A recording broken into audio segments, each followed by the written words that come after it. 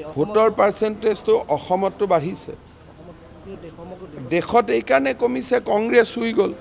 এটা কংগ্ৰেছৰ ভোটাৰবিলাকটো বিজেপি আনিব নোৱাৰে ভাৰত আৰু পাকিস্তানৰ খেল চাব ইণ্ডিয়াত ষ্টেডিয়ামত যদি ভাৰত পাকিস্তানৰ খেল চলে অডিয়েন্স আহে ভাৰত অষ্ট্ৰেলিয়াৰ খেল হলে অডিয়েন্স আহে ভাৰত আৰু ভেনিজুৱেলাৰ মেচ হলে অডিয়েন্স নাহিব এটা হেতু কাৰণে আপুনি কাক দোষ দিব কংগ্ৰেছ ইমানে উইক যে এতিয়া কংগ্ৰেছৰ ভোটাৰে এতিয়া নাহে অইনবাৰ আমাৰ অসমত যেতিয়া ইলেকশ্যন হয় যমুনামুখ সমষ্টিত ভোট বেছি হয় হোজাইত কম হয় এইবাৰ হোজাইত 83% হৈছে যমুনামুখত 80% আজিলৈকে ইমান লো ভোটিং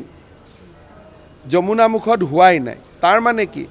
বিজেপিৰ প্লেয়াৰে খেলি আছে কংগ্ৰেছৰ প্লেয়াৰৰ খেলিব ইচ্ছা নাই এতিয়া অসমত বা ভাৰতত কিছুমান মানুহ আছে যে কংগ্ৰেছৰ ভোটাৰখিনিও বিজেপিহে ভোটাৰ চেণ্টাৰলৈকে লৈ আহিব লাগে এইটো কিয় আমি আনিম বাৰু হয় না सो अगर लो वोटिंग हुआ है उसका जिम्मेदारी कांग्रेस का साथ है मैं तो कांग्रेस का वोटर को तो मैं पोलिंग स्टेशन में नहीं ले आ सकता हूँ ना यहाँ में कोई हमारा दिल्ली में बहुत विद्वान लोग हैं जो हम इको सिस्टम वाला लोग बोलता हूँ दिल्ली वाला नक्सलाइट अर्बन नक्सलाइट बोलता हूँ लो वोटिंग होने से भी वो बीजेपी का ही गलती है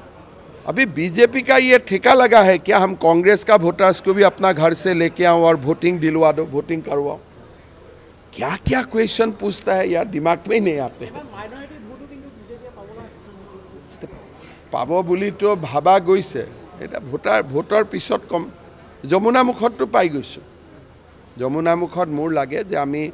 40ৰ পৰা 50,000 আমি মাইনৰিটি ভোট পাইছো 2 লাখ আছে ভোট